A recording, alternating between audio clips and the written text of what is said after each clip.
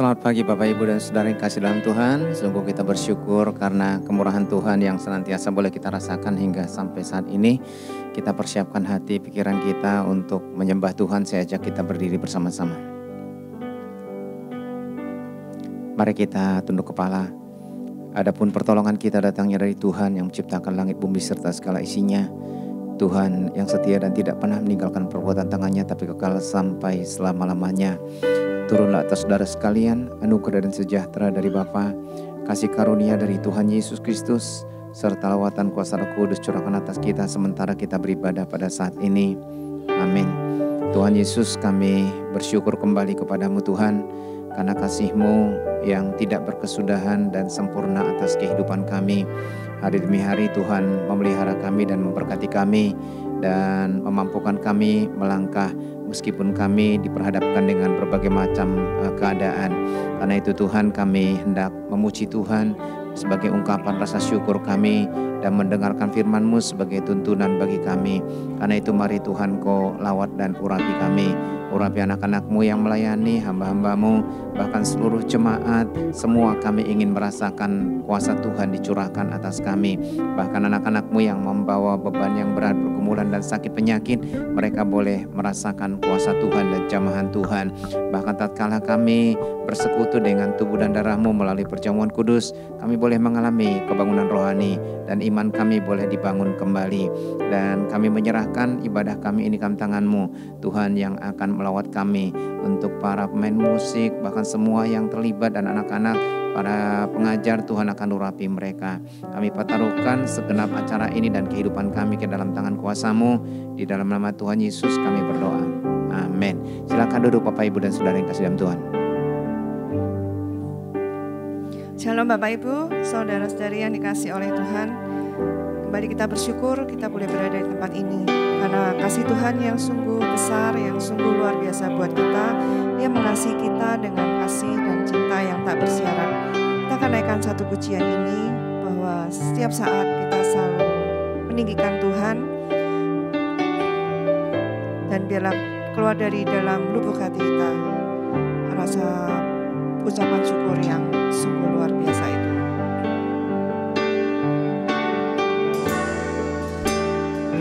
Kasih Tuhan sungguh mulia, tulus dan sempurna dalam mengasihi kita. Kasih Tuhan sungguh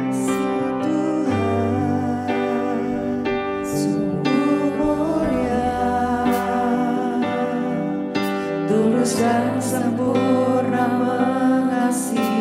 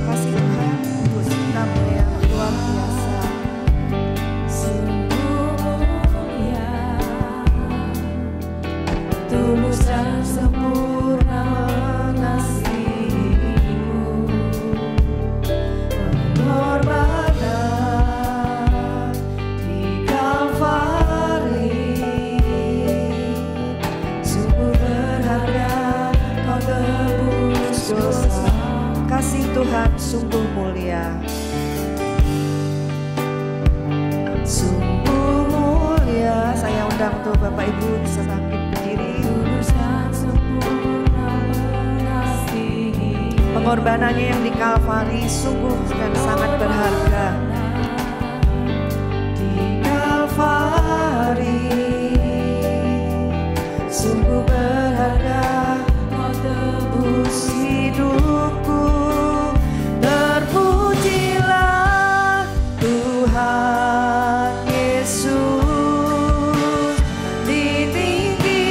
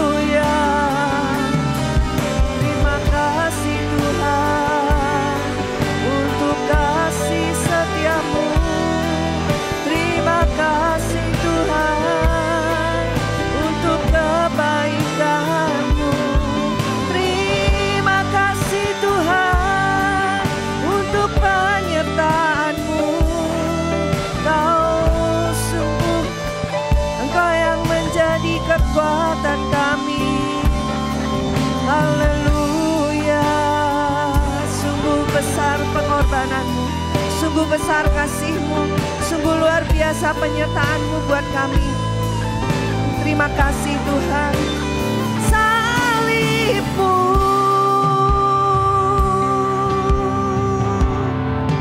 kemenangan-Mu, salib-Mu menjadi kemenangan kami dan bilur-Mu menjadi kesembuhan kami.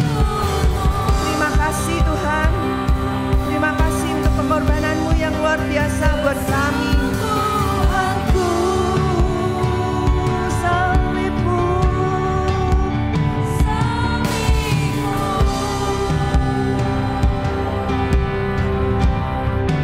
kemenangan-Mu,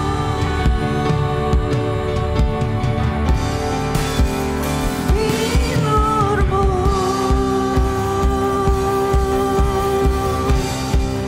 kesembuhanku.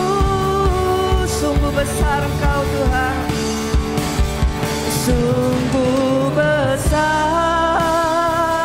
pengorbanan-Mu bagiku, terlalu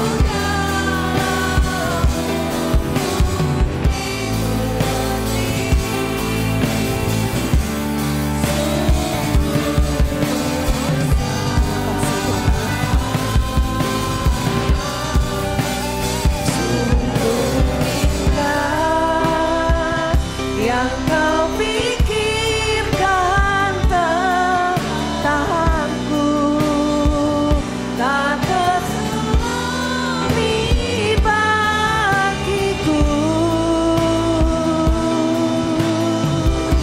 Sungguh indah, sungguh besar, sungguh besar pengorbanan-Mu bagiku. Terima kasih ya Tuhan.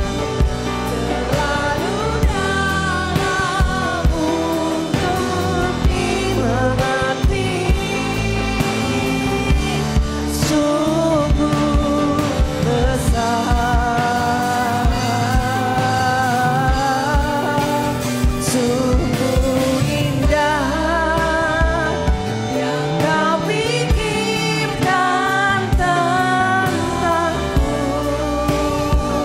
tak terselami bagiku. Sungguh indah.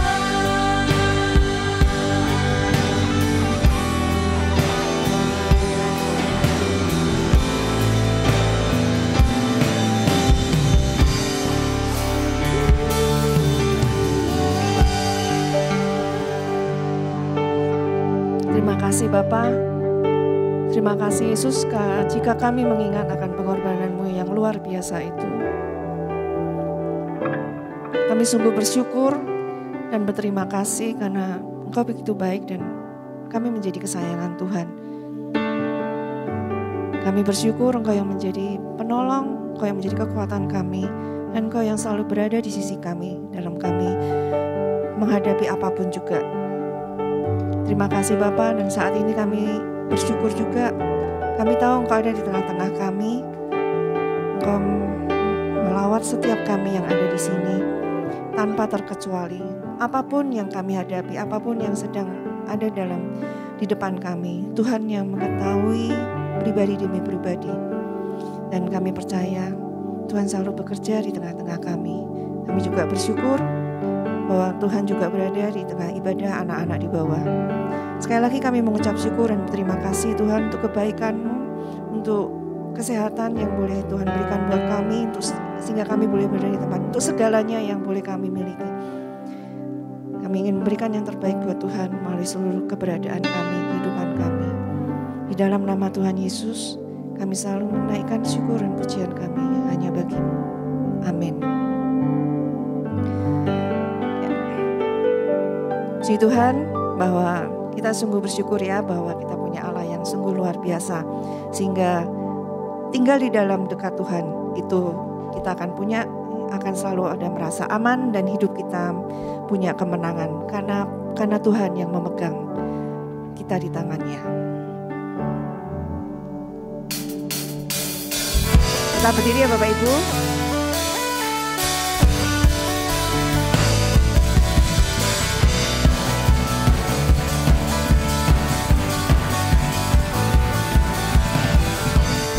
Dengan dekatmu ku aman, hidup dalammu ku menang. Kau yang memegang hidupku di tanganmu. Kau meneguhkan langkahku, ku berjalan di dalam kekuatanmu. Ku berjalan di dalam kekuatanmu. Tuhan kau perisaiku. Lewati badai tak akan ku goyah. Imanku tetap teguh, takkan ku ragu mengikutimu.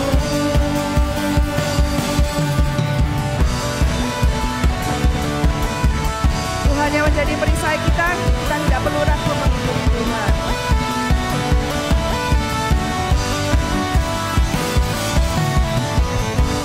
Hingga dekatmu ku aman, hidup dalammu ku menang.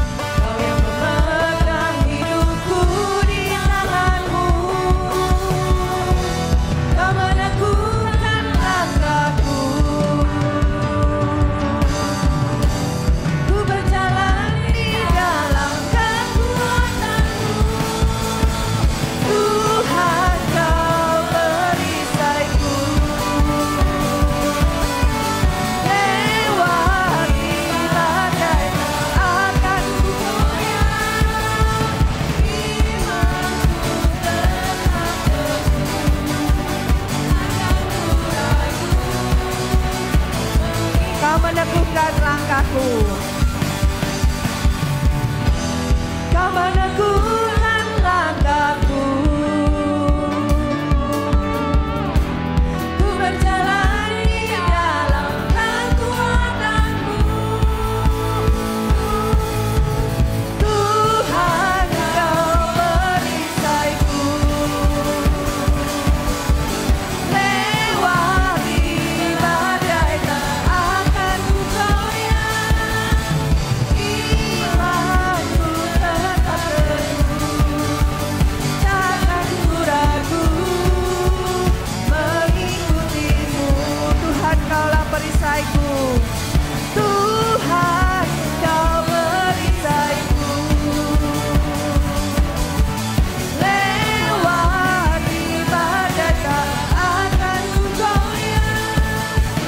Imanku tetap teguh, takkan ku ragu mengikutimu. Takkan ku ragu, takkan ku ragu mengikutimu. Takkan ku ragu, takkan ku ragu mengikutimu.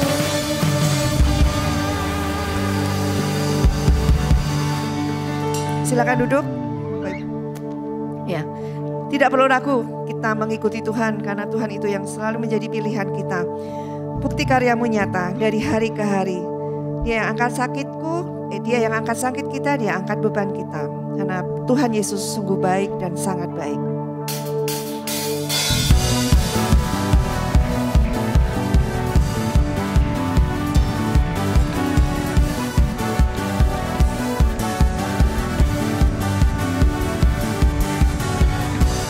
Bukti karyamu nyata dari hari ke hari, dari hari ke hari.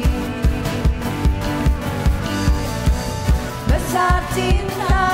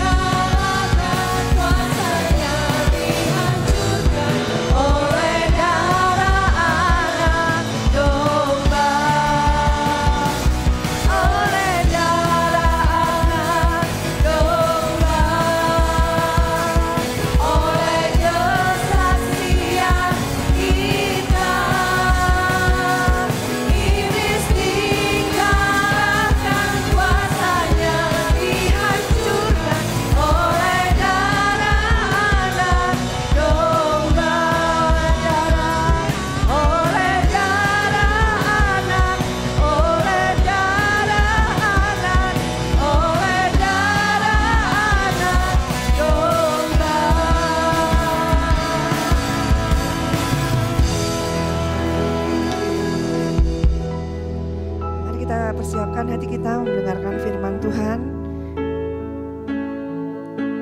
Sekali lagi kita melalui pengorbanan Tuhan Yesus di atas kayu salibnya. Kayu salib itu membuka mata kita bahwa kita tuh sungguh berharga, sungguh bernilai di mata Tuhan. Dia yang memberikan hidupnya menggantikan diri kita. Itu bukan karena perbuatan kita, tapi semuanya itu karena anugerahnya. Yesus, apa arti hidupku?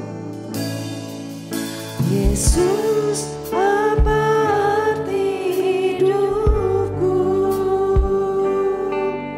Bila kau tak berikan nyawamu yang terbaik tersedia bagiku, ku bersyukur atas kasih karunia-Mu.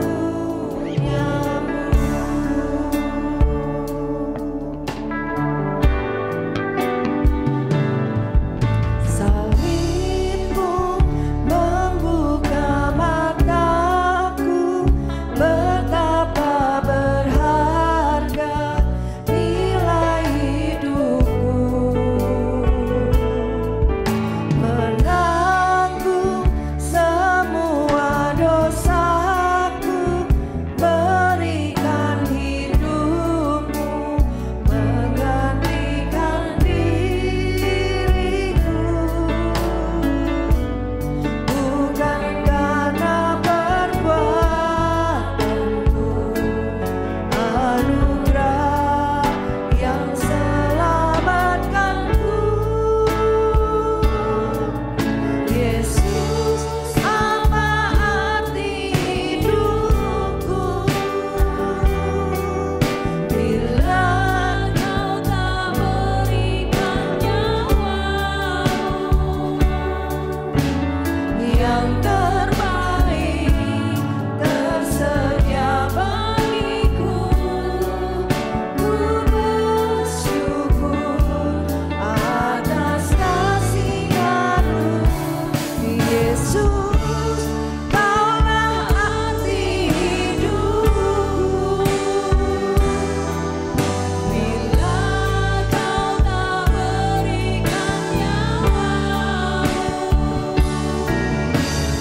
yang terbaik tersedia bagiku, Yesus, Kaulah arti hidupku yang telah memberikan nyawamu. Yesus, Kaulah arti hidupku yang telah memberikan nyawamu, yang telah memberikan nyawamu,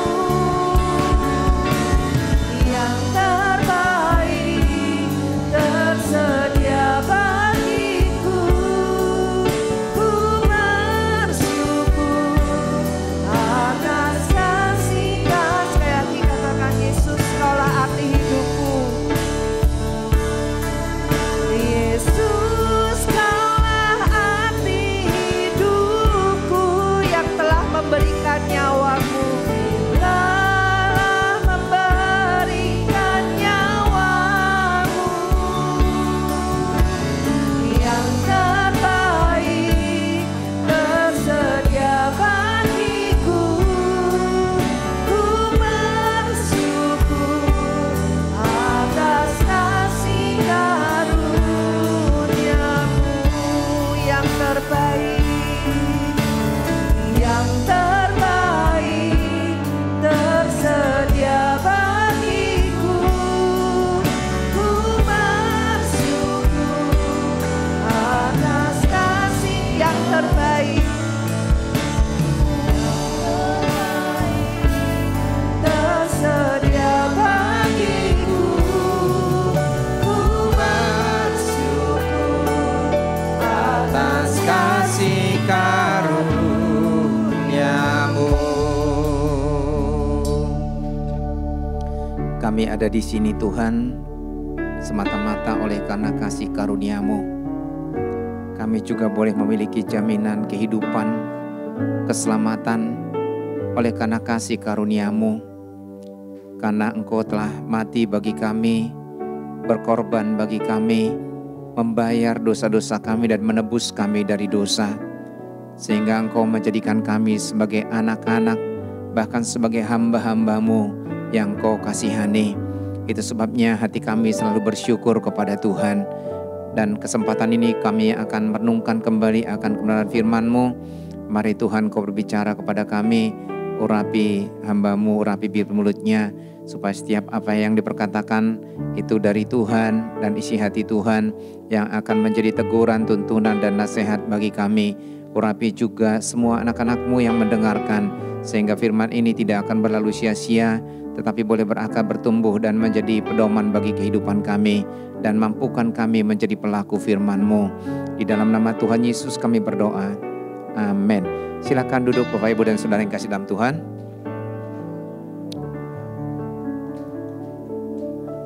Shalom.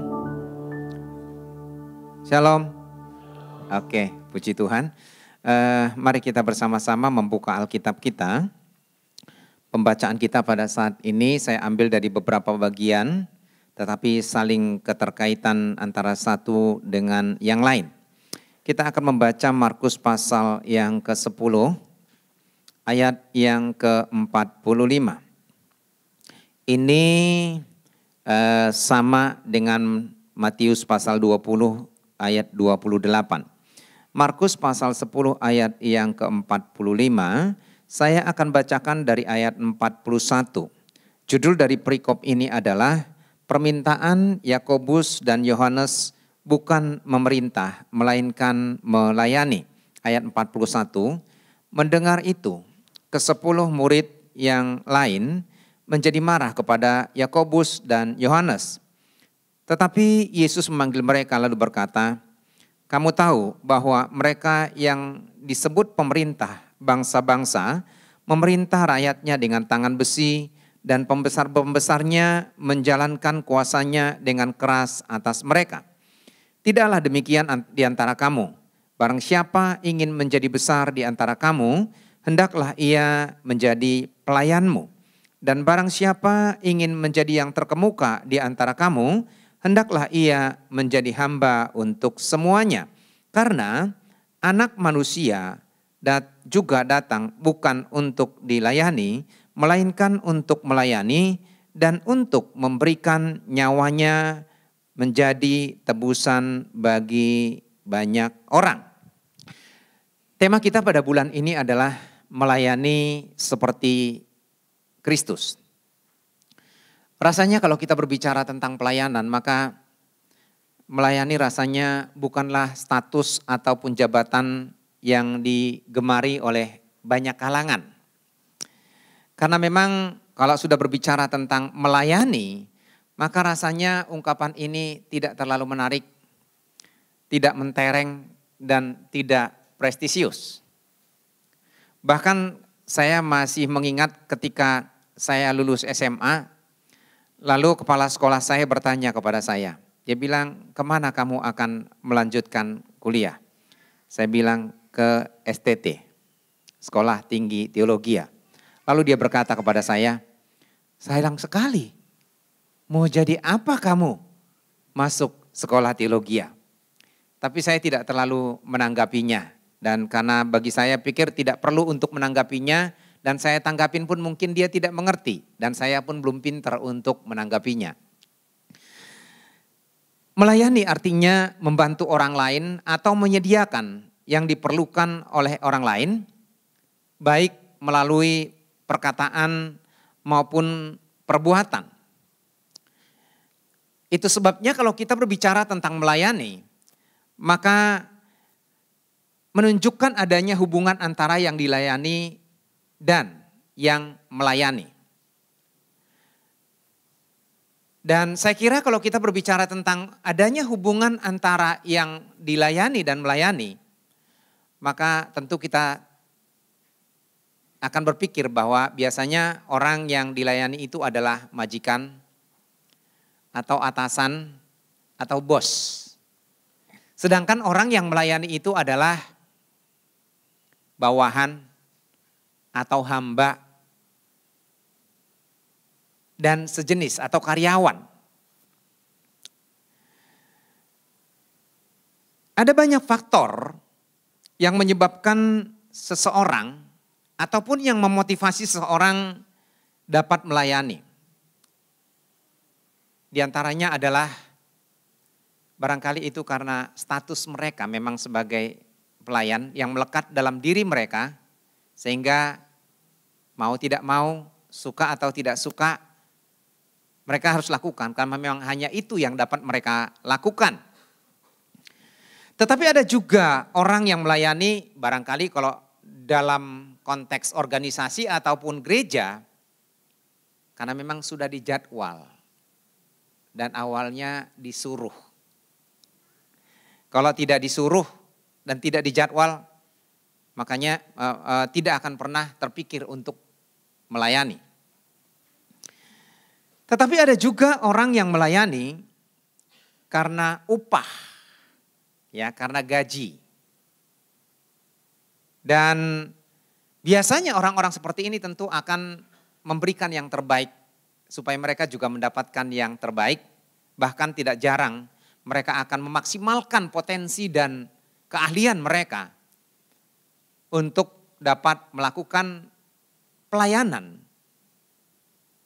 yang diharapkan oleh perusahaan, pimpinan, ataupun majikan mereka. Tetapi dalam konteks kita pada hari ini, maka kita berbicara lebih spesifik tentang melayani sebagai hamba-hamba Tuhan. Saya mau tanya dulu supaya kita batasi pembicaraan kita. Boleh saya bertanya,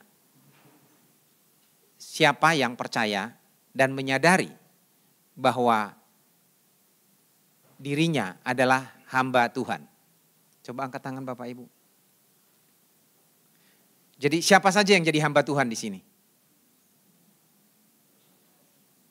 Cuma 4 orang ya? Jadi yang hamba Tuhan cuma yang 4 orang tambah saya? Oke, gak apa-apa. Ya memang konsep berpikir kita selama ini kalau kita berbicara tentang hamba Tuhan secara umum, maka itu adalah pendeta. Itu secara umum. Tapi kalau kita melihat Bapak Ibu dalam Alkitab, sejak manusia jatuh ke dalam dosa dan dosa telah berkuasa atas seluruh kehidupan manusia, dan firman Tuhan mengatakan bahwa karena semua orang telah berbuat dosa dan telah kehilangan kemuliaan Allah, maka Roma 6 ayat 23 mengatakan upah dosa adalah maut. Dan ketika manusia jatuh ke dalam dosa, maka manusia telah diperbudak oleh dosa, dikuasai oleh dosa, dan hidup untuk dosa.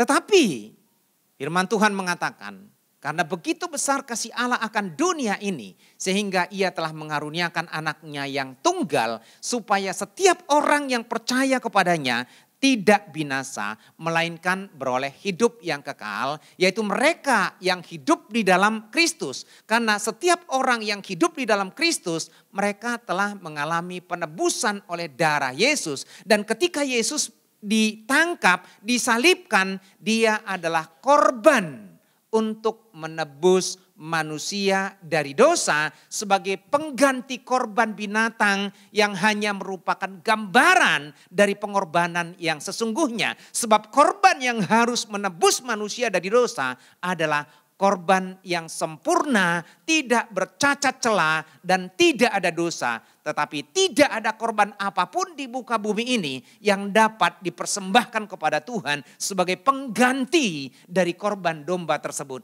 Itu sebabnya Allah sendiri mengaruniakan anaknya yang tunggal, yaitu Yesus Kristus, sebagai korban anak domba yang harus menanggung dosa seluruh umat manusia dan termasuk kita. Dan ketika Kristus telah menebus kita dari dosa dan kita menjadi milik Kristus, maka kita ini adalah hamba Tuhan, yaitu hamba kebenaran. Itu artinya setiap orang yang hidup di dalam Kristus. Saya tidak mengatakan setiap orang Kristen, tidak.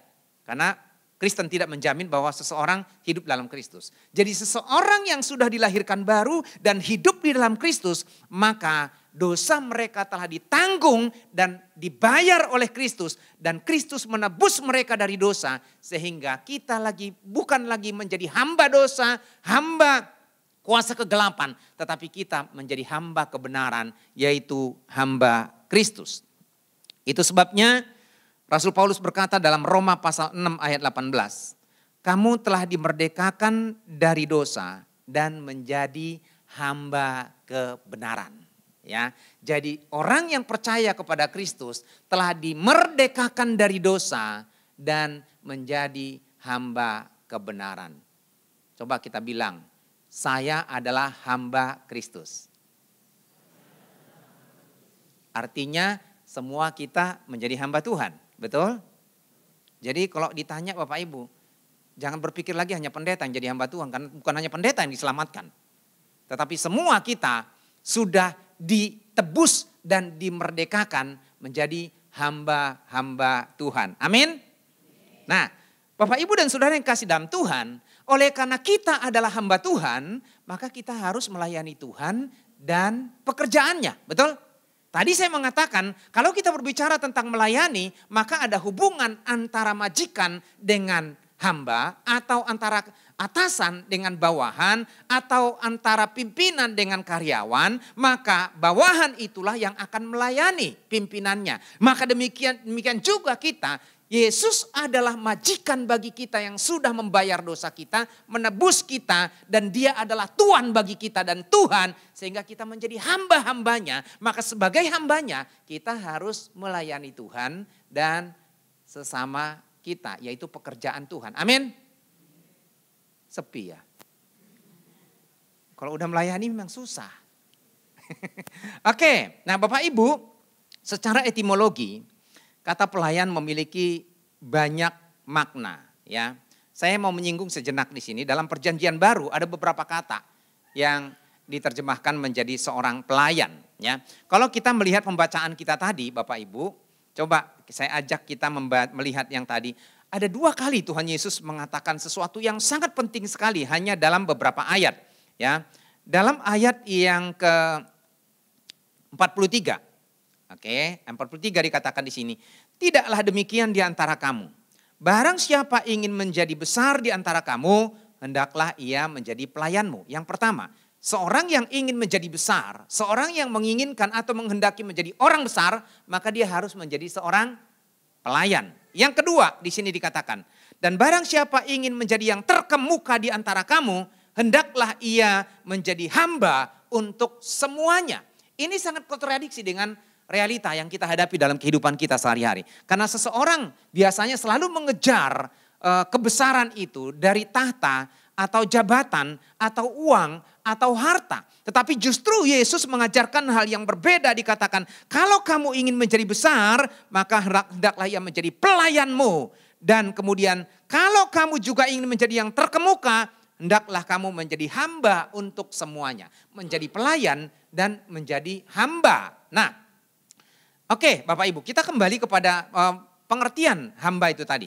Dalam bahasa asli, dari bahasa Yunani, kata hamba itu diterjemahkan dari kata doulos, yaitu hamba. Dan pada zaman Perjanjian Baru, hamba itu ataupun budak itu berasal dari beberapa latar belakang. Saya seringkali sudah menjelaskannya. Yang pertama adalah mereka yang kalah perang. Ya, mereka yang kalah perang, lalu kemudian orang-orang yang dianggap berguna, orang-orang yang pinter, orang-orang yang potensial, biasanya diambil untuk menjadi budak mereka, hamba mereka. Barangkali mungkin diingat ketika orang Israel ditawan ke Babel, mereka juga dijadikan sebagai hamba-hamba mereka, sebagai budak-budak di dalam pembuangan. Ya, itu satu. Yang kedua, anak budak tetap juga akan menjadi budak. Ya, jadi yang pertama tadi karena kalah perang akhirnya menjadi budak. Dan anak-anak budak ini akan juga menjadi budak bagi tuannya. Nah itu yang kedua. Yang ketiga adalah mereka yang diperjualbelikan di pasar budak. Ya, kalau kita pergi ke pasar famili Yang diperjualbelikan di situ kan sayur, pakaian, buah dan segala macam. Ya sama pada zaman itu ada pasar budak, dipajang gitu. Mana yang tinggi, mana yang pendek, siapa yang kepingin keriting, siapa yang kepingin matanya belok, siapa yang hitam. Pokoknya dipajang di situ semuanya. Jadi siapa yang berminat nanti akan dibeli. Dibeli menjadi budak dia juga. Nah, kemudian juga seorang budak yang keempat itu berlatar belakang karena hutang secara ekonomi. Jadi karena tidak mampu membayar hutangnya, maka ada dari keluarga yang harus diserahkan menjadi budak sebagai bayaran untuk melunasi hutangnya. Dan biasanya semua budak ini hanya akan terbebas apabila ada orang yang membayar dan memerdekakannya. Ya, nah itu sebabnya kita ini selama hidup dalam perbudakan atas dosa tidak ada yang bisa membebaskan kita. Hanya Kristus yang mati di atas kayu salib yang membebaskan kita dari dosa. Nah, lalu kemudian kata yang kedua dalam bahasa Yunani juga dipakai diakoneo, yaitu melakukan tugas pelayanan atau mengurus kebutuhan orang lain. Biasanya kata ini sangat berhubungan erat dengan pelayanan diakonia atau diakonos atau seorang hamba. Nah, biasanya mereka melakukan pelayanan praktis yang menyangkut kebutuhan fisik. Seperti misalnya makanan dan lain sebagainya. Nah, dalam dunia rohani, diakoneo digunakan dalam konteks pelayanan jemaat dan pekerjaan Tuhan. Misalnya Yesus mengatakan dalam Markus pasal 10 ayat 45 tadi, aku datang bukan untuk dilayani, melainkan untuk melayani. Nah, terus kemudian dari kata ini juga berasal yang disebut dengan diaken. Diaken itu biasanya pengurus-pengurus dalam gereja. Seperti misalnya di gereja Isa Al-Masih, organisasi gereja Isa Al-Masih itu majelisnya ada gembala dan diaken. Ya, itu majelis. Nah, diaken ini adalah bagian dari kemajelisan yang memiliki fungsi dan tugas mengerjakan bagian-bagian tertentu dalam pelayanan fisik di gereja. Ya, ada yang bagian pemeliharaan, ada yang bagian pengadaan, ada yang bagian seksi dan lain sebagainya. Nah, itu adalah berasal dari kata diakoneo. Lalu kemudian yang ketiga adalah kata leutorgeo, yaitu kata yang dipakai untuk bekerja untuk kepentingan rakyat, ya. Sebagai lawan untuk kepentingan pribadi. Jadi orang ini bertugas untuk melakukan pelayanan umum, tugas umum, rakyat. Jadi bukan untuk kepentingan pribadi. Nah, tetapi kalau kita kaitkan dengan dunia pelayanan, maka disebut dari kata ini juga dipakai liturgos, liturgi gereja biasanya pelayan liturgis. Jadi kayak worship leader, singer, itu pelayan liturgi dalam gereja, dalam tata ibadah.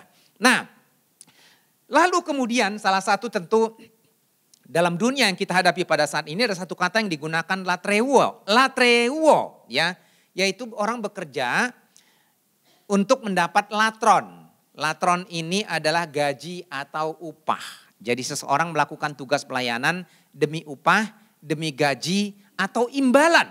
Dan saya kira itu tidak salah karena memang banyak yang kita lakukan dalam dunia, kita melayani dalam pekerjaan dimanapun kita berada, itu tujuannya adalah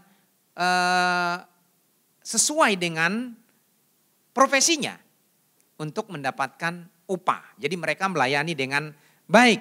Nah, ada berbagai macam yang digunakan kata dalam gereja abad pertama dengan arti melayani atau mengabdi atau menghamba kepada Tuhan.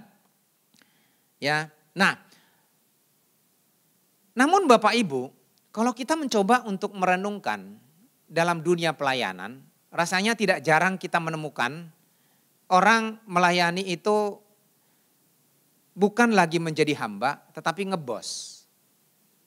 Ya, jadi menjadi seorang bos dan tuan yang kepingin dilayani. Jadi mereka bukan berperilaku sebagai pelayan, tetapi berperilaku sebagai bos.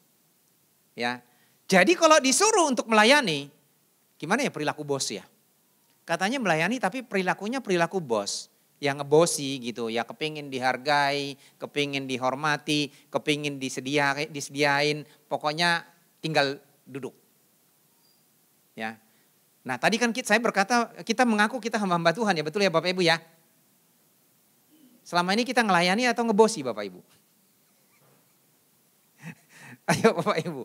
Jadi kan kita lagi membicarakan kebenaran firman Tuhan. Kita melayani. Kalau kita sebagai hamba kan status kita adalah hamba, maka kita akan melayani otomatis. Ya, tidak tawar-menawar. Tetapi seringkali justru kita ngebosi, kepingin dilayani selalu, ya, kepingin diperhatikan dan lain sebagainya. Nah, seringkali tanpa disadari atau disadari, kita merasa lebih penting dari orang lain, kita merasa lebih harus diperhatikan dari orang lain, kita harus merasa dilayani dibandingkan dengan orang lain. Ironisnya banyak para pelayan-pelayan dalam tanda petik, semakin mereka memasuki area pelayanan gereja, mereka semakin jauh dari sifat seorang pelayan. Semakin dalam mereka terlibat, semakin jauh dari sifat dan sikap seorang pelayan. Mereka bergaya sebagai petinggi gereja dengan segala kekuasaannya. Padahal seharusnya kita melayani sebagai respon kita bahwa Tuhan telah menebus kita dari dosa dan kita adalah milik Kristus. Makanya ketika dibaptiskan ada seringkali dinyanyikan lagu, hidupku bukannya aku lagi, tapi Yesus dalamku. Ya, bukan kita lagi, bukan kita yang mengatur, bukan kita yang menguasai, tetapi Yesus di dalam kita yang menjadi pemilik kehidupan kita, yang berkuasa atas kehidupan kita. Yang menjadi pertanyaannya adalah, kan tadi temanya adalah melayani seperti Yesus atau melayani seperti Kristus. Saya mau membawakan beberapa poin pada kesempatan ini. Yang pertama, ini topik yang terutama dan sudah kita singgung dari sejak minggu lalu, berulang kali. Topik yang pertama adalah melayani seperti Yesus, itu berarti melayani dengan kasih. Bulan lalu kita sudah membahas bahwa hukum yang terutama dan yang utama adalah kasihilah Tuhan Allahmu dengan segenap hatimu dan dengan segenap jiwamu dan dengan segenap akal budimu. Dan kasihilah sesamamu manusia seperti dirimu sendiri. Itu adalah hukum yang pertama dan yang terutama, dan hukum yang kedua yang sama dengan hukum yang pertama. Kenapa kok ini dianggap sebagai hukum yang pertama dan utama? Dalam pembacaan itu, dalam pembahasan kita, dalam perkataan Tuhan Yesus, dia mengatakan karena kepada hukum inilah semua perintah para nabi dan firman Tuhan itu bergantung. Jadi semua hukum perintah dalam Alkitab bergantung kepada hukum kasih. Itu sebabnya perintah untuk melayani harus didasarkan kepada kasih. 1 Yohanes 4 ayat yang ke-8 berkata, Allah itu adalah kasih. Jadi barang siapa tidak mengasihi, ia tidak mengenal Allah. Karena ia adalah kasih, maka ia memulai pelayanannya didasarkan kepada kasih. Yaitu karena dia sangat mengasihi kita, dan karena begitu besar kasih Allah kepada kita, maka dia turun ke dalam dunia ini untuk menyelamatkan manusia, untuk melayani manusia. Itu sebabnya dikatakan aku datang bukan untuk dilayani, melainkan untuk melayani. Pelayanan yang sejati bukan sekedar tugas atau kewajiban, tetapi harus dilandaskan, didasarkan kepada kasih. Yesus mengajarkan bahwa kasih adalah hukum yang terutama. Tanpa kasih, pelayanan kita itu hanya sebagai satu rutinitas, formalitas yang membosankan. Hanya mungkin tuntutan-tuntutan yang sangat dangkal tanpa nilai yang memberikan dorongan kepada kita untuk melakukan yang terbaik. Hanya orang yang mendasarkan kasih dalam pelayanan mereka akan memiliki semangat dan roh yang menyala-nyala dalam melayani. Kalau itu hanya didasarkan kepada jabatan, maka satu saat kita akan bosan. Kalau hanya didasarkan kepada jadwal, maka itu akan sesuatu yang sangat menjemukan. Itu akan mengganggu kita. Itu akan menjadi beban bagi kita. Itu sebabnya jika kita ingin melayani, harus memahami betul-betul betapa besarnya kasih Tuhan dalam kehidupan kita. Dan sebagai respon kita, sebagai bukti kasih kita kepada Dia, maka kita juga akan ambil bagian dalam pelayanan. Karena kita mengasihi Tuhan. Nah, dan kalau kita memperhatikan Bapak Ibu, apa yang dilakukan oleh Tuhan Yesus, sebelum Yesus ditangkap menjelang perayaan Paskah, ada satu perkara yang dilakukan oleh Tuhan Yesus yang pada saat itu sangat mengagetkan para murid. Yesus mengambil baki, mengisinya dengan air, lalu kemudian melap kaki, membasuh kaki murid-muridnya. Coba ini, Yesus mengambil baki, mengisinya dengan air. Ini aja sudah, dia kan bos ya, betul ya? Dia kan Tuhan, dia majikan. Kok bisa melakukan ini? Nggak usah dulu membasuh. Biasanya kan kita sudah bilang gini, terus, ini Petrus nih, terus tolong ambilin baki. Nes, ambilin air. Yakobus, tolong ambilkan lap. Sebentar guru, ada yang bilang seperti itu. Matius itu masih nongkrong. Lalu mungkin yang lain berkata, Yohanes berkata, ntar ya, saya lagi sibuk. Nah, tetapi justru ini inisiatif yang dilakukan Yesus untuk melayani. Dia mengambil baki, mengisinya dengan air, mengambil lap, lalu menyuruh murid-muridnya satu persatu duduk. Duduk disuruh murid-muridnya dan kakinya dibasuh. Padahal dia sedang berada dalam ancaman bahaya. Dia sedang berada dalam ancaman kematian. Dia akan ditangkap dan disalibkan. Barangkali secara manusia, kalau kita berpikir itu beban yang begitu berat. Dia tahu apa yang akan dialami. Dia tahu apa yang akan orang lain perbuat baginya. Dan biasanya itu bisa mengganggu konsentrasinya. Bisa mengganggu aktivitasnya. Orang saya aja akan menderita. Ngapain saya bisa berbuat kepada orang lain? Orang bahagia, sukacita, berkecukupan, tenang-tenang aja belum tentu mau melayani. Tetapi Yesus berada dalam ambang kematian karena dia akan disalibkan, menderita. Tetapi justru dia membasuh kaki murid-muridnya dan dia melayani. Dan dia memberikan satu contoh kepada mereka dengan tulus, bukan untuk dihormati. Gimana bisa menghormati orang membasuh kaki ya, betul ya? Kalau ngasih kado gede mungkin, wah terima kasih Pak. Mungkin gitu kan. Waduh terima kasih Pak, puji Tuhan, Tuhan berkati ya. Tetapi ini dibasuh kakinya. Apa yang mau diberikan hormat? Karena memang dia tidak mengejar dan mencari hormat. Karena dia tidak membutuhkan hormat. Karena dia sudah punya itu semuanya. Dan memang biasanya kalau orang yang mengejar hormat, penghargaan, pujian, itu karena memang haus hormat karena dia tidak memilikinya. Padahal sebenarnya kita tidak perlu mencari hormat dari manusia, betul ya? Betul nggak? Tapi kalau orang mengejar hormat pengakuan dari manusia, maka orang ini salah satu. Salah satu adalah orang yang paling nggak bahagia. Kenapa saya berkata tidak bahagia? Karena dia selalu mengejar dimanapun dia berada. Dia akan dihargai, dia akan diakui, dia akan dipuji. Pokoknya dia selalu berharap dengan itu. Ternyata dia tidak dapatkan. Dan pulang hati ini gundah. Tanpa sadar mungkin padahal udah gelisah gitu. Kok aku tadi gak dipuji ya? Kok aku tadi gak dihargai ya? Kalau aku tadi tidak diakui ya? Dan biasanya orang seperti ini sulit untuk melayani dengan tulus. Karena memang dia mencari pengakuan. Tapi Yesus melayani dengan kasih. Bukan dengan ambisi untuk diakui. Yang kedua. Apa yang kita perlu teladani dalam pelayanan Tuhan Yesus? Yang kedua adalah ternyata Yesus melakukan pelayanan itu dengan kuasa. Nah, selain pelayanan yang didasarkan kepada kasih, Tuhan Yesus melakukan pelayanannya dengan kuasa. Kalau kita mencoba untuk menelusuri aktivitas Tuhan Yesus berkali-kali. Kalau Bapak Ibu membaca banyak di Alkitab, Yesus pergi berdoa. Itu dalam Matius 14 ayat 23, Lukas 6 ayat 12, Lukas 9, 28 dan banyak lagi. Sebelum Tuhan Yesus melakukan pelayanannya, maka dia selalu berkesempatan berdiam diri untuk berdoa.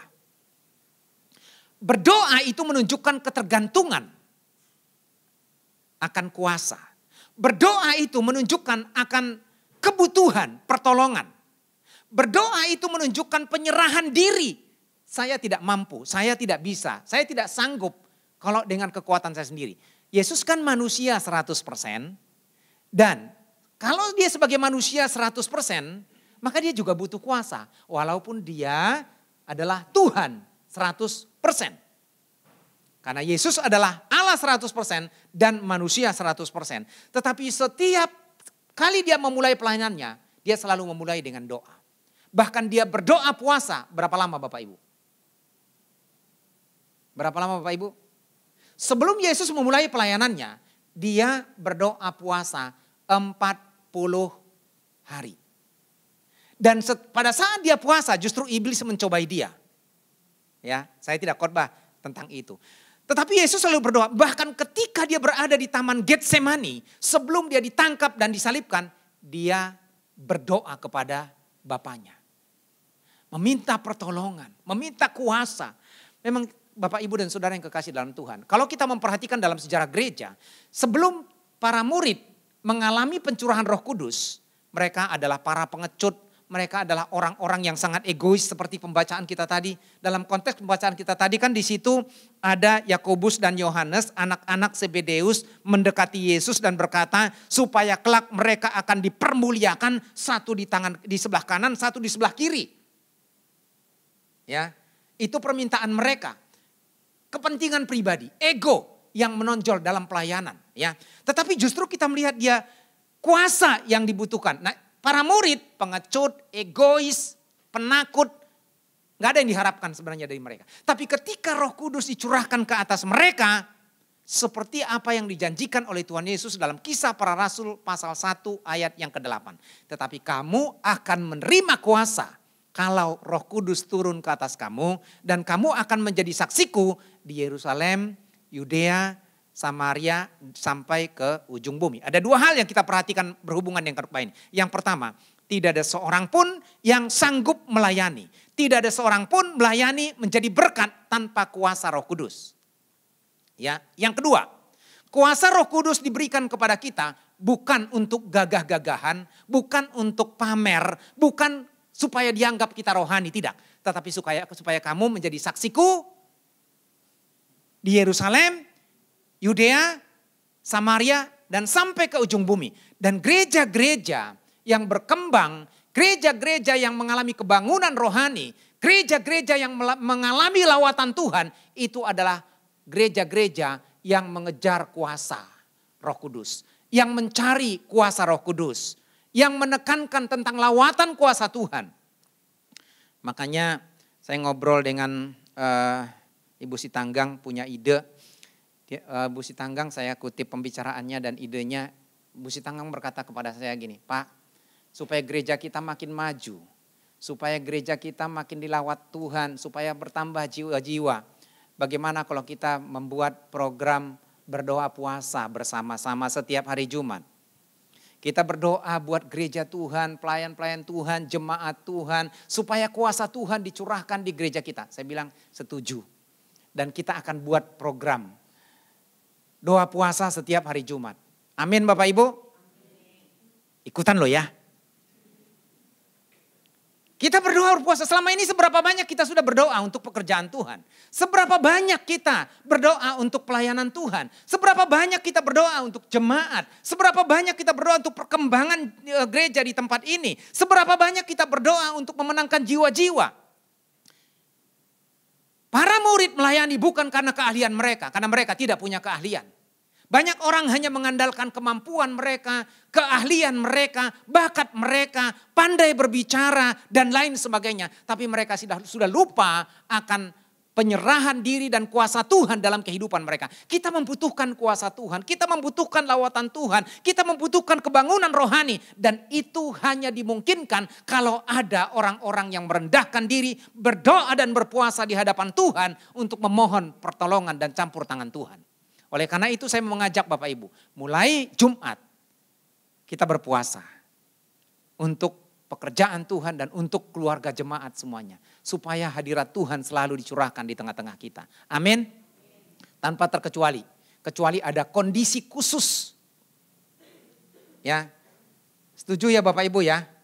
Jadi nanti hari Kamis malam saya sudah umumkan di grup.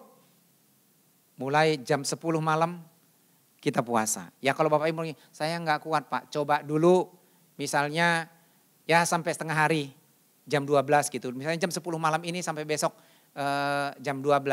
Tetapi maksud saya puasa ini adalah puasa tulus Bapak Ibu ya. Jadi orang mau makan, mau minum, mau apapun itu kita tidak tergoda. Jadi orang lain, mama, istri atau anak tidak perlu maksudnya nggak masak gitu loh. Tidak perlu juga kita melihat restoran terbuka, tutup restoranmu. Nggak seperti itu.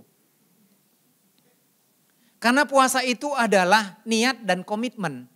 Tapi jangan hanya puasa Bapak Ibu. Ada orang yang hanya puasa doang. Doanya yang terutama juga. Namanya juga doa dan puasa. Ya, kita bersama-sama ya Bapak Ibu ya. Amin. Oke, mulai hari Jumat ya Bapak Ibu kita jalanin. Bagi kita yang mengasihi Tuhan, ambil bagian dalam pekerjaan. Supaya Tuhan melawat kita, kebangunan rohani ada di tempat ini. Dan jiwa-jiwa dikirimkan. Amin. Oke, melayani dengan kuasa. Murid tidak akan pernah bisa menjadi berkat bagi banyak orang. Mereka tidak akan pernah bisa berbicara di depan banyak orang. Mereka juga tidak akan pernah mempertobatkan orang. Mereka tidak akan pernah melakukan mujizat tanpa kuasa Roh Kudus. Dan itu terjadi karena mereka sebelumnya berkumpul berapa hari Bapak Ibu? Di Yerusalem? Berapa hari mereka berdoa? 10 hari Bapak Ibu. Loh, lupa ya Bapak Ibu. Jadi waktu Yesus bangkit dari kematian, 10 hari kemudian setelah itu dia naik ke surga kan. 40 hari dia di dunia. Lalu dia berkata sebelum dia naik ke surga. Kalian harus kumpul di Yerusalem. Karena pada hari yang ke-10 yaitu hari ke-50 hari Pentakosta. Roh Kudus akan dicurahkan ke atas kamu. Mereka kumpul siang dan malam. Sampai sekarang gedungnya masih ada. Last Supper Room di Yerusalem Timur. Ya, di situ mereka berkumpul. Dan disitulah Roh Kudus dicurahkan ke atas mereka. Lanjut Bapak Ibu. Waktunya jalan terus ya. Yang ketiga, apa yang perlu kita teladani dari pelayanan Tuhan Yesus? Ternyata pelayanan Tuhan Yesus itu dilakukan bukan untuk, tidak ada hubungannya dengan kepentingan pribadi. Tidak ada hubungannya dengan kepentingan pribadi. Tetapi untuk semua manusia berdosa. Nah, coba kita lihat Bapak Ibu pembacaan kita tadi. Lalu Yakobus dan Yohanes anak Zebedeus mendekati Yesus dan berkata kepadanya, Guru, kami harap supaya engkau kiranya mengabulkan suatu permintaan kami. Ini kami harap, bukan mohon. Minta tolong, bukan. Ini kayak memerintah. Ini tadi ngebosi juga ini. Dia murid tapi ngebosi. Kami harap, contoh misalnya gini. Saya berkata kepada Christian, coba dibedakan kalimat ini. Chris, tolong anterin saya dong ke Harapan Indah, kalimat pertama. Yang kedua, Chris, harap saya diantar ke Harapan Indah. Beda ya Bapak Ibu ya. Jadi kalau harap itu kayak ada perintah gitu kan. Tapi kalau tolong, itu kita sebagai orang yang membutuhkan, merendahkan hati. Nah ini mereka ngebosi ini, kepentingan pribadi. Apa yang mereka inginkan? Supaya engkau kiranya mengabulkan suatu permintaan kami. Jawabnya kepada mereka. Kalau di Matius itu lebih tajam lagi Bapak Ibu. Coba lihat Matius pasal 20 ayat yang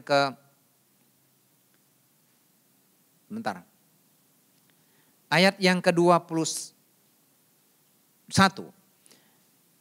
Kata Yesus, maka datanglah ibu anak-anak Zebedeus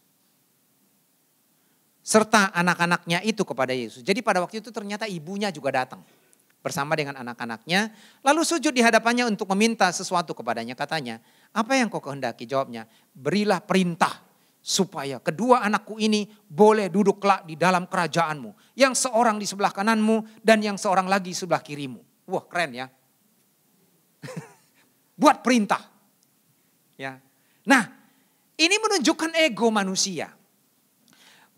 Padahal kalau kita berangkat dari arti pelayanan, maka melayani itu untuk menyediakan apa yang dibutuhkan orang lain. Jadi sama sekali tidak ada sangkut pautnya dengan kepentingan pribadi atau kepentingan diri sendiri. Dalam dunia pelayanan ada banyak orang ingin mencari pujian, kedudukan, keuntungan pribadi. Tetapi justru Yesus memberikan teladan yang sempurna bagi kita. Ayat 28 berkata, sama seperti anak manusia. Datang bukan untuk dilayani, melainkan untuk melayani. Dan untuk memberikan nyawanya menjadi tebusan bagi banyak orang. Jadi pelayanan yang sejati bukan berbicara tentang kepentingan pribadi atau kepentingan diri sendiri. Melainkan tentang memberi tanpa imbalan. Filipi pasal 2 ayat 3-4 mengatakan, janganlah kamu mencari kepentingan sendiri atau puji-pujian yang sia-sia. Sebaliknya hendaklah kamu dengan rendah hati seorang menganggap yang lebih utama daripada dirinya sendiri. Yesus rela berkorban demi manusia berdosa dan bukan untuk kepentingan pribadi. Tapi rasanya, jadi saya kasih satu ilustrasi, ini kisah nyata. Ada mantan jemaat kita di sini pindah ke bukan lagi di Bekasi gitu. Lalu mereka kebaktian di satu gereja. Mereka memang cuma pendatang di situ ya. Jemaatnya besar dan dibuat kayak ya konser begitulah, diskotik gitu. Ada lampu kedap-kedip, lampu di kota begitu. Ya, tahu ya lagu itu ya. Kedap-kedip lampu di kota. Di zaman baheula yang tahun 80-an. Ya, nah. Jadi ada seorang pengusaha tidak pernah berkhotbah. Dia hanya mengkoordinir dan memanage semua gereja itu. Lalu membayar gembala untuk hadir setiap bulan satu kali untuk memimpin perjamuan kudus. Dan selebihnya pendeta-pendeta yang diundang adalah pendeta-pendeta yang keren. Dan ternyata pelayanan itu tujuannya untuk bisnis. Kita juga bisa buat gereja seperti itu. Pasti akan cepat besar. Kenapa? Kita sewa gedung yang gede, besar. Lalu kemudian kita panggil pendeta-pendeta yang beken. Kesaksian para artis pasti penuh. Dan persembahannya banyak. Apalagi sudah ada manipulasi, teologi kemakmuran, dan lain sebagainya. Bahkan berhubung kita membutuhkan gedung, maka Bapak Ibu yang punya emas, perhiasan, kalau engkau mencintai Tuhan, minggu depan bawalah ke gereja ke depan. Karena Tuhan Yesus mau datang. Kalau Tuhan Yesus datang, sia-sia semua rumah besar, sia-sia perhiasan, sia-sia deposito. Jadi supaya kita tidak ketinggalan arti rohaninya, kumpulkanlah harta di surga. Maka Bapak Ibu yang punya deposito, perhiasan semuanya, mari persembahkan kepada Tuhan sebagai bukti cintamu. Maka akan ada manipulasi psikologis dalam gereja untuk kepentingan pribadi. Bukan lagi hati nurani untuk melayani, memberikan yang terbaik kepada Tuhan dan kepada sesama manusia. Yang keempat, pendek aja ya Bapak Ibu ya. Yang kita contoh dan teladani dari Yesus adalah melayani itu artinya rela berkorban. Sejak Tuhan Yesus lahir ke dunia hingga kematiannya, semua dikerjakan dengan pengorbanan. Bahkan dia mengatakan untuk memberikan nyawanya menjadi tebusan bagi orang berdosa. Tadi di situ. Untuk memberikan nyawanya. Saya tidak panjangkan nih Bapak, tapi saya membaca satu artikel. Cuma saya agak ragu membaca artikel ini. Apakah dulu, ini saya tanya dulu Bapak Ibu, kalau salah nanti tolong diperbaiki. Apakah dulu Suriname itu juga disebut sebagai Guinea? Apa beda? Jadi ceritanya gini, dalam artikel itu ada banyak penginjil di Guinea, orang Belanda gitu. Ya. Mereka pergi mengadakan penginjilan ke Suriname. Dan di Suriname itu kan adalah pulau tempat budak-budak, betul ya? Piaraan-piaraan orang Belanda dari jajahan mereka. Ya, dijadikan sebagai budak. Jadi orang-orang Kristen yang berkuasa di sana ini yang ironis. Mereka melarang untuk memberitakan Injil. Apalagi yang bukan Kristen. Melarang untuk memberitakan Injil. Kenapa? Karena kalau sudah memberitakan Injil, artinya mereka setara. Tidak ada budak, tidak ada orang merdeka. Nah, dan masing-masing melayani satu dengan yang lain sebagai tubuh Kristus. Jadi dilarang untuk memberitakan Injil, ya, terutama para penguasa di sana. Mereka sebenarnya tidak mengalami perjumpaan dengan Tuhan walaupun mungkin mereka Kristen, ya. Tidak mengalami pertobatan. Terutama mereka yang tidak mengenal Tuhan, tutup, tidak boleh ada penginjilan. Apa yang dilakukan oleh para penginjil-penginjil Bapak Ibu? Mereka rela menyamar menjadi budak dan hidup sebagai budak. Mereka berkorban untuk memberitakan Injil. Saya membaca ini, saya merinding Bapak Ibu. Lalu saya bertanya kembali kepada diri saya. Apa yang sudah saya berikan dalam pelayanan saya? Pengorbanan apa yang sudah saya lakukan? Saya tidak perlu mungkin terlalu muluk-muluk sama seperti Yesus. Tapi para penginjil di Suriname ini, mereka menempatkan diri sebagai budak. Bisa dibayangkan bagaimana diperlakukan menjadi budak. Jangankan diperlakukan menjadi budak. Maaf Bapak Ibu. Kadang-kadang menjadi pembantu aja. Piringnya dibedakan. Makan nggak boleh di meja. Betul kan? Padahal kan perbedaannya kan cuma status sosial kan. Itu sebenarnya ironis Bapak Ibu. Ya. Dan saya harap sih orang-orang Kristen yang punya pembantu, mereka hanya bekerja. Status pekerjaan. Tapi bukan status kehidupan, maksudnya level. Memperlakukan mereka sebagai manusiawi. Ya. Dan ini menempatkan diri sebagai budak bukan pembantu. Pembantu masih dihormatin kan. Tapi budak Bapak Ibu. Enggak punya harga tertentu. Tapi mereka menjadikan diri mereka sebagai budak supaya Injil diberitakan. Itu adalah pengorbanan yang luar biasa. Barangkali tidak semua kita memiliki panggilan seperti itu. Tetapi yang menjadi pertanyaannya adalah apa yang sudah kita berikan sebagai bentuk pengorbanan kita dalam melayani Tuhan dan melayani sesama. Ada banyak hal yang bisa kita korbankan, waktu kita untuk berdoa, untuk beribadah, untuk melayani. Talenta kita, karunia yang kita punya, ambil bagian dalam pelayanan. Kemudian uang kita untuk membantu pekerjaan Tuhan. Semua kita bisa ambil bagian. Tetapi apakah kita memiliki hati yang melayani? Yesus rela memberikan nyawanya sebagai tebusan bagi banyak orang. Tuhan tidak memaksa kita untuk memberikan nyawa kita. Tetapi memberikan apa yang kita punya untuk kita korbankan bagi pekerjaan Tuhan. Yang terakhir Bapak Ibu. Melayani seperti Yesus berarti melayani dengan kerendahan hati. Dalam Filipi pasal 2 ayat yang ke-8. Firman Tuhan berkata bahwa Tuhan Yesus rela mengosongkan diri dan mengambil rupa menjadi seorang hamba dan menjadi sama seperti manusia.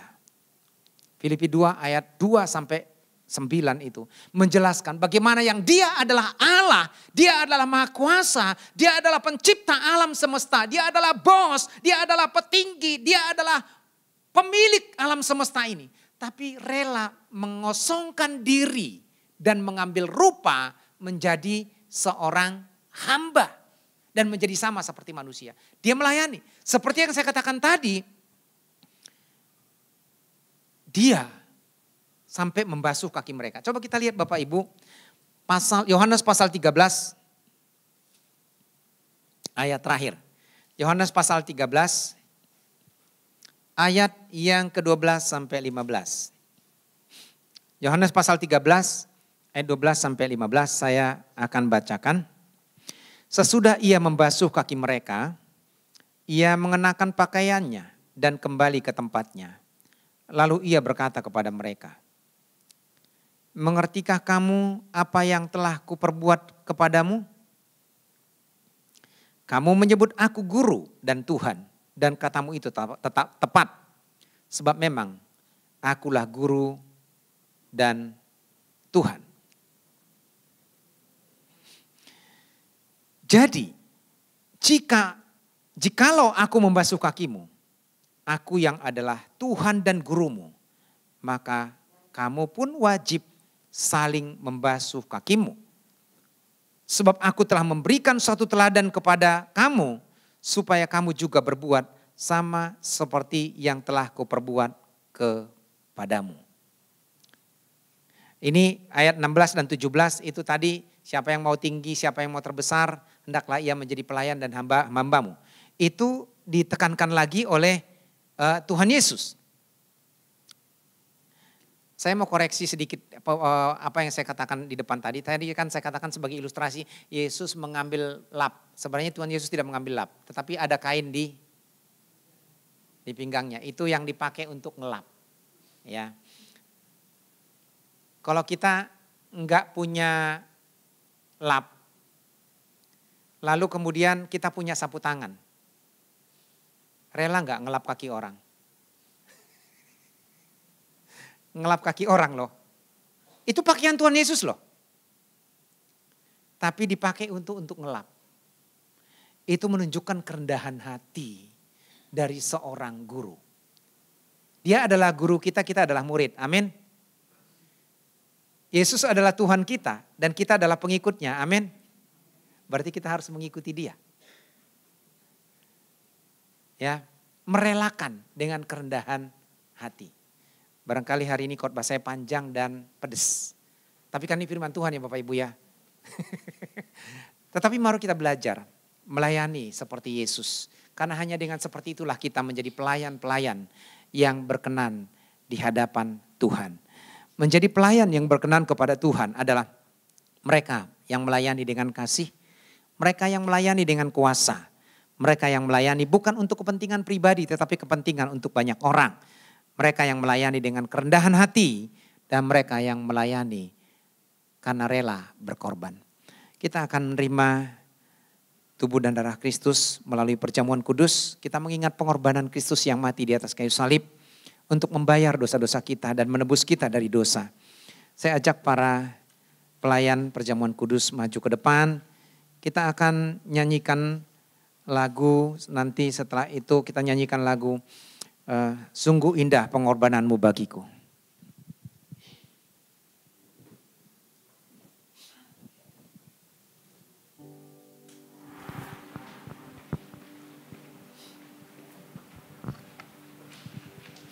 Nanti Pak Patikos akan pimpin kita dalam doa.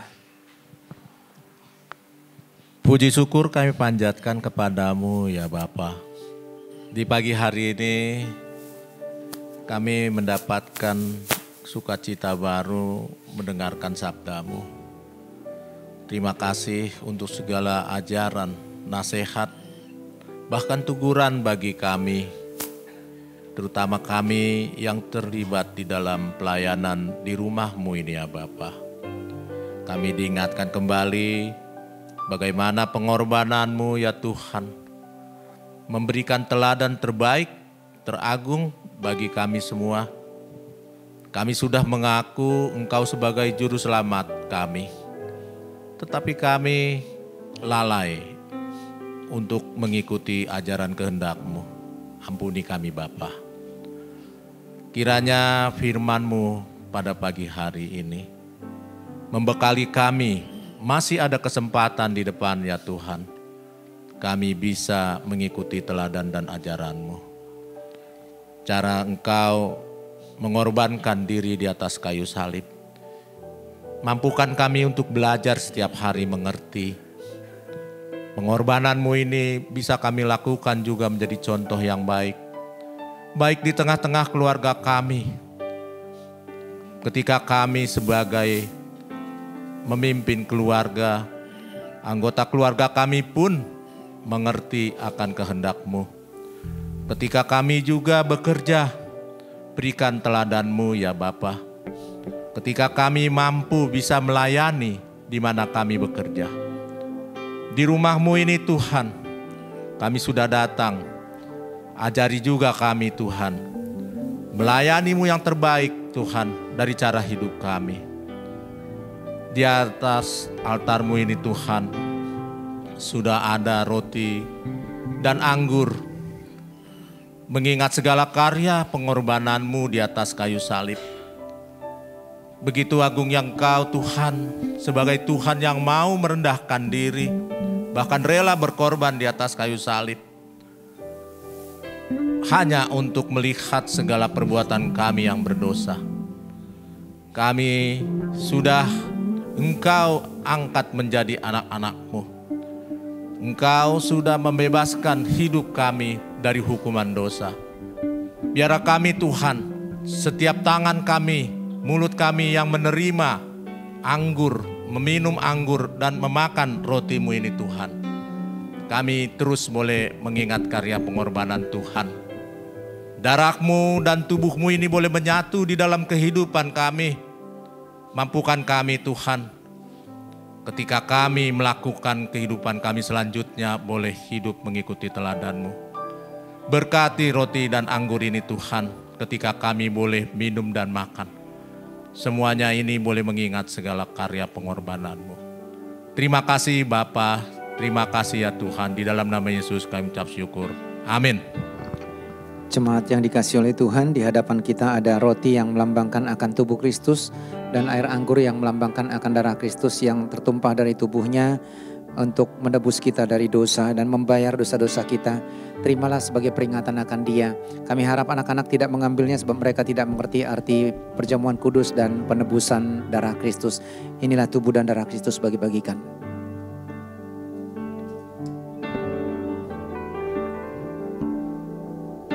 Kemanakah aku dapat pergi menjauhi roh-Mu Tuhan?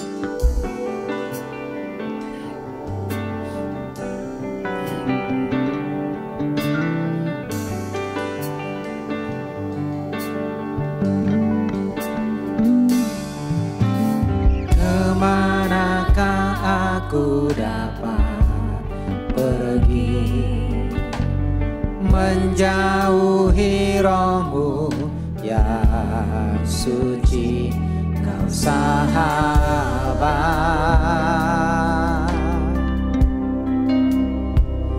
dan Kau dekat.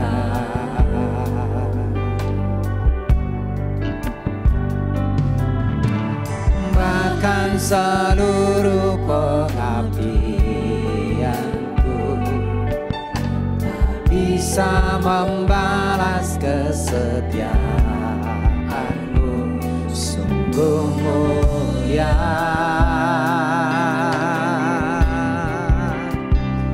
dan berharga, sungguh besar pengorbanan-Mu bagiku, terlalu dalam untuk dimengerti, sungguh besar, sungguh indah yang Kau pikirkan tentangku, tak terselami bagi. Mari kita beri bersama-sama, kita nyanyikan nanti pujian sekali lagi. Sungguh indah,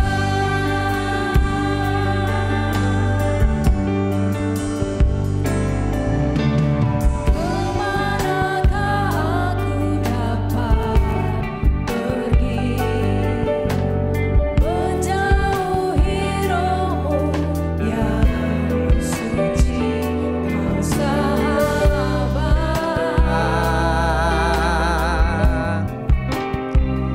dan Kau dekat.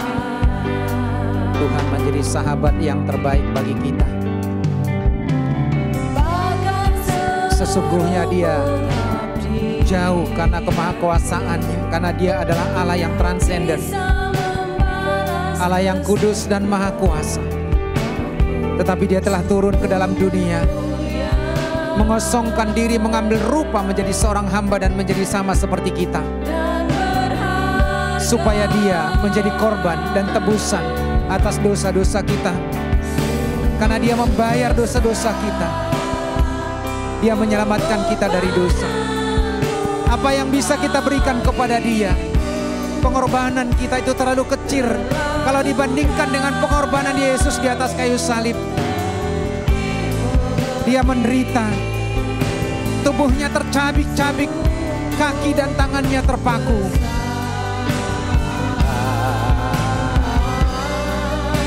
Sungguh mudah yang kau pikirkan tentangku, tak terselami bagiku. Sungguh indah, sungguh indah, sungguh indah. Sekali lagi sungguh indah, sungguh indah. Kita angkat roti di tangan kanan kita. Kita merenungkan firman Tuhan sejenak sebagai introspeksi bagi kita. Firman Tuhan berkata, jadi barang siapa dengan cara yang tidak layak makan roti dan minum cawan Tuhan, ia berdosa terhadap tubuh dan darah Tuhan. Karena itu hendaklah setiap orang menguji dirinya sendiri, dan baru sudah itu makan roti dan minum dari cawan ini. Yesus mati buat kita. Dia berkorban, tubuhnya tercabik-cabik, darahnya tertumpah untuk membayar dosa kita. Dia berkorban. Dia berkata, aku datang bukan untuk dilayani, melainkan untuk melayani dan menjadi tebusan bagi banyak orang. Apa yang sudah kita berikan kepada Tuhan? Tapi saat ini tubuh dan darah Tuhan yang dilambangkan dalam roti dan anggur ini mengingatkan kita akan kasih Tuhan yang begitu besar buat kita. Firman Tuhan berkata, sebab apa yang telah kuteruskan kepadamu telah aku terima dari Tuhan. Itu bahwa Tuhan Yesus pada malam waktu ia diserahkan mengambil roti, dan sesudah itu ia mengucap syukur atasnya. Ia memecah-mecahkannya dan berkata, inilah tubuhku yang diserahkan bagi kamu. Perbuatlah ini menjadi peringatan akan aku. Kami bersyukur kepadamu Tuhan. Engkau telah mati bagi kami, berkorban bagi kami untuk membayar dosa-dosa kami. Engkau telah menjadikan kami sebagai anak-anak-Mu, menjadi tebusan-Mu, bahkan menjadi hamba-hamba-Mu Tuhan. Karena itu Tuhan, jadikan kami menjadi hamba yang setia melayani Tuhan dan sesama kami. Mari kita pecah-pecahkan roti di tangan kanan kita dan kita makan dalam nama Tuhan Yesus Kristus.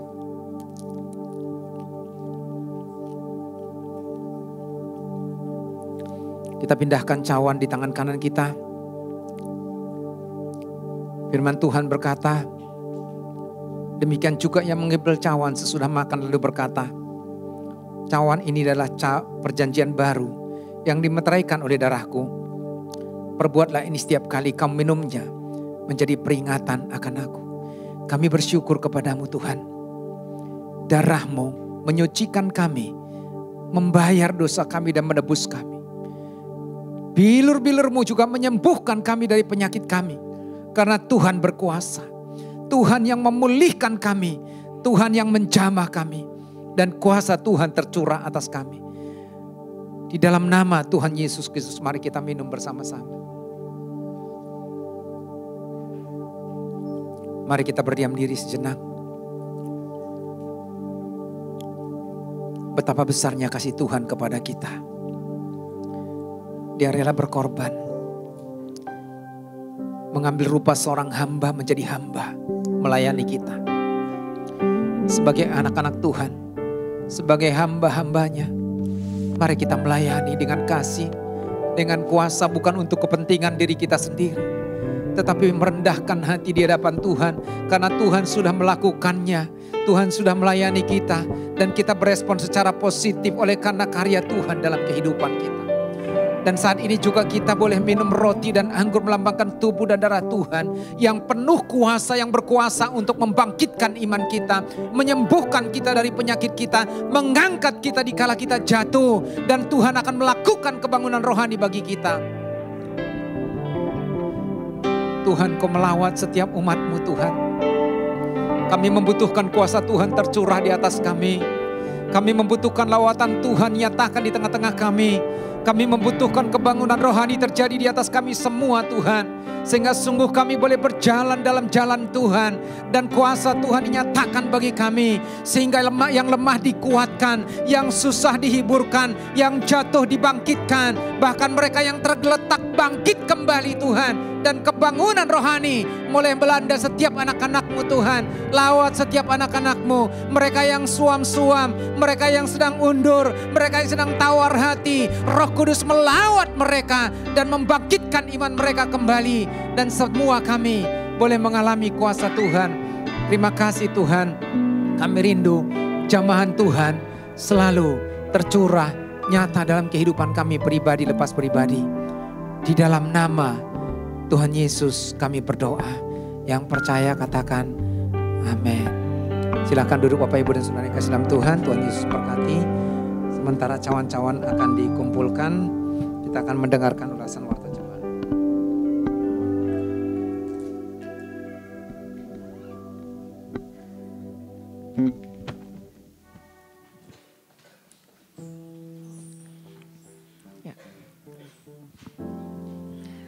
Firman Tuhan sudah mengingatkan kita dan biarlah setelah kita mendengarkan firman ini kita boleh melakukannya dalam kehidupan kita sehari-hari. Kita melayani Tuhan dan kita bisa menjadi berkat bagi orang-orang khususnya di sekitar kita. Puji Tuhan, saat ini saya juga mau menyambut untuk jiwa-jiwa baru yang, jika ada jiwa-jiwa baru yang baru pertama kali hadir di tempat ini, bisa tolong angkat tangan. Semuanya jemaat yang setia. Kemudian pengumuman berikutnya, kami masih tetap menerima untuk pakaian yang layak pakai yang digunakan untuk pencarian dana dari PRBK untuk retret. Jadi jika Bapak Ibu masih ada, jika Bapak Ibu ada yang pakaian layak pantas pakai, bisa diserahkan ke gereja kepada anak-anak pemuda. Minggu ini yang berulang tahun ada beberapa dari saudara, dari Bapak Ibu di antara kita. Kami mengucapkan selamat ulang tahun kepada Ibu Mailina Susana, Ibu Susi, kemudian Benaya Rafael, Bapak Christian, Bapak Febri, Saudari Febi, Hana Febrianti, Hana Febri, kemudian Saudari Nabila. Ya, semuanya hadir kecuali Saudara Nabila tidak hadir ya. Kami seluruh dari jemaat mengucapkan selamat ulang tahun. Tuhan Yesus memberkati dalam pelayanan, dalam pekerjaan, dalam keluarga, dalam pendidikan dan dalam segala hal. Mari kita menyanyikan pujian.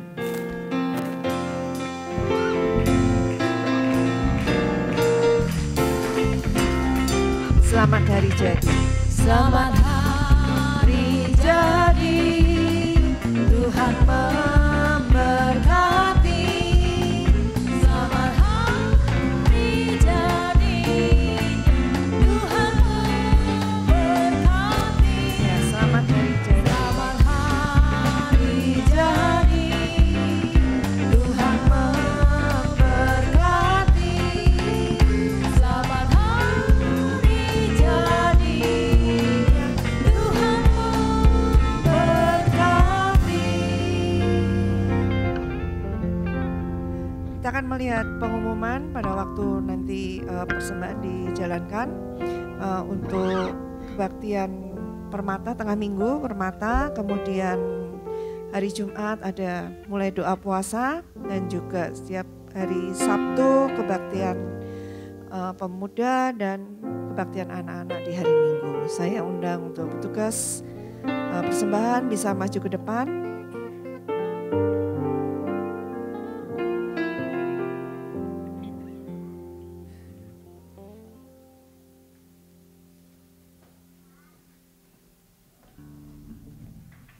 Doa persembahan akan dipimpin oleh Ibu Susi.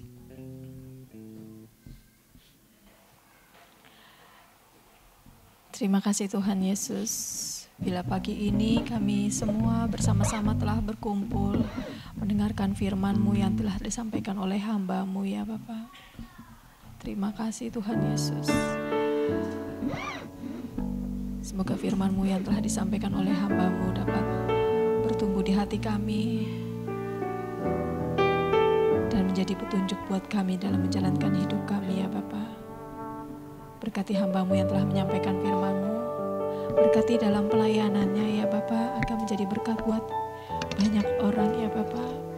Berkati dalam kesehatannya, berkati juga dalam keluarganya ya Bapa. Sebentar kami akan menyampaikan persembahan ya Bapa. Engkau berkati dan Engkau kuduskan ya Bapa.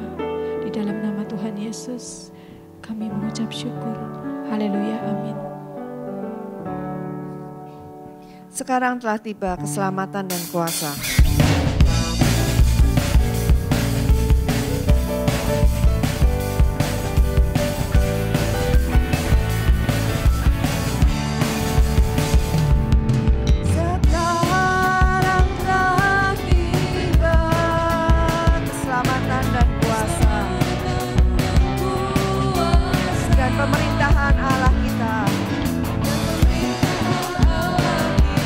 Dia yang diurapinya, karena telah dilemparkannya para pendakwa kita, sekarang telah tiba.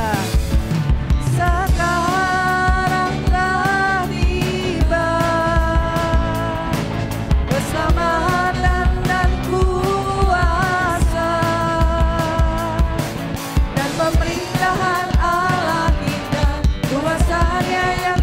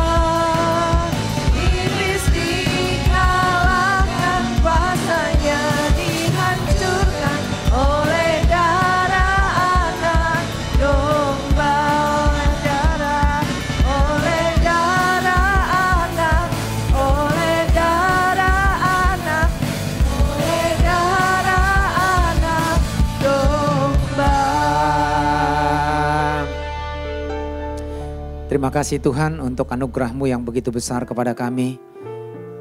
Sesungguhnya kami tidak layak di hadapan Tuhan. Dan seharusnya kami harus menanggung hukuman akibat dari dosa dan pelanggaran kami. Tetapi anugerah-Mu telah nyata bagi kami. Karena Engkau telah menyelamatkan kami. Dan itu merupakan anugerah yang cuma-cuma. Tetapi ajar kami untuk sungguh-sungguh menghargai setiap anugerah Tuhan yang kami alami dan kami rasakan dalam kehidupan kami. Dan kami respon dengan sikap kehidupan kami dan kami boleh melayani dalam setiap langkah kehidupan kami. Barangkali selama ini kami hanya bersyukur melalui perkataan kami, tetapi kurang dalam tindakan kami. Karena itu urapi kami, mampukan kami untuk menjadi pelaku firman-Mu, menjadi hamba-hamba-Mu dan pelayan-pelayan-Mu yang akan terus memberikan yang terbaik kepada Tuhan lewat apapun yang kami miliki. Terima kasih buat anak-anak-Mu juga yang sudah melayani pada hari ini. Tuhan akan terus mengurapi mereka dalam pelayanan, memberkati mereka dalam pekerjaan, dalam keluarga, dan Tuhan akan terus meliharakan mereka. Kami juga terus berdoa untuk semua jemaat. Tuhan akan terus menuntun setiap langkah-langkah mereka. Kemanapun mereka melangkah, mereka selalu ada dalam pemeliharaan Tuhan dan berkat-berkat Tuhan dilimpahkan. Bahkan tatkala mereka berada dalam situasi yang sulit, berat, dan beban yang menindih, Engkau memberikan kepada mereka jalan keluar dan Engkau memberikan pertolongan sehingga mereka mampu melewatinya. Dan kami berdoa Tuhan, apabila ada anak-anak-Mu yang sedang mengalami pergumulan, jamah mereka, kuasa-Mu dicurahkan sehingga sungguh-sungguh mereka boleh mengalami Tuhan dan pertolongan Tuhan secara sempurna. Demikian juga mereka yang sakit, bilur-bilur-Mu yang menyembuhkan. Mereka yang sedang undur dari hadapan-Mu, bangkitkan kembali iman mereka dan jamah mereka supaya mereka kembali memiliki semangat dan kerinduan untuk mengiring Engkau. Dan kami berdoa juga Tuhan buat program-program gereja-Mu yang akan direncanakan dan akan dilakukan. Kami menyerahkan untuk HUT gereja yang ke-20 gereja-Mu. Demikian juga untuk Paskah kebangkitan-Mu dan kenaikan-Mu ke surga. Engkau yang akan mengurapi rekan-rekan panitia yang mengkoordinir dan mempersiapkan segala sesuatunya. Urapi mereka dan perlengkapi mereka dengan kuasa-Mu sehingga yang terbaik dapat mereka berikan kepada Tuhan. Dan Tuhan akan memberkati setiap langkah-langkah mereka. Demikian juga kami menyerahkan untuk semua jemaat Tuhan supaya Engkau mengurapi mereka supaya kami dapat menjadi berkat bagi banyak orang. Kami juga bersyukur buat saudara kami yang berulang tahun pada minggu ini, baik untuk Ibu Susi, untuk Saudara Benaya, untuk Saudara Christian, untuk Bapak Febri, untuk Nabila dan juga untuk Feby. Kau memberikan kesehatan, kekuatan kepada mereka. Berkati masa depan mereka, berkati pertumbuhan iman mereka, berkati keluarga, studi bahkan langkah-langkah mereka. Engkau tahu apa yang terbaik bagi mereka. Tuhan menyediakan bahkan lebih daripada itu. Dengan bertambahnya usia mereka, mereka semakin setia kepada Tuhan dan semakin dewasa di dalam Engkau. Terima kasih Tuhan. Kami juga terus berdoa buat bangsa kami. Kami mohon lawatan Tuhan atas bangsa ini Tuhan. Kami berdoa buat eksekutif, legislatif, bahkan yudikatif. Supaya mereka bekerja dengan hati nurani yang murni. Bekerja untuk kepentingan bangsa, bukan untuk kepentingan kelompok pribadi ataupun golongan. Dan mereka boleh bekerja dengan sungguh-sungguh untuk membangun bangsa ini. Terima kasih Tuhan. Dan akhirnya apabila sebentar kami akan berpisah, kami mohon Tuhan memberkati kami. Jemaat yang dikasih oleh Tuhan, angkatlah hatimu dan terimalah berkat Tuhan. Pulanglah dengan membawa berkat anugerah dan sejahtera dari Bapa. Kasih setia dan kasih karunia dari Tuhan Yesus Kristus. Serta kekuatan, penghiburan, dan penyertaan Roh Kudus nyata tercurah dalam kehidupan saudara. Dari saat ini sampai Tuhan datang untuk yang kedua kalinya. Bahkan sampai selama-lamanya. Amin.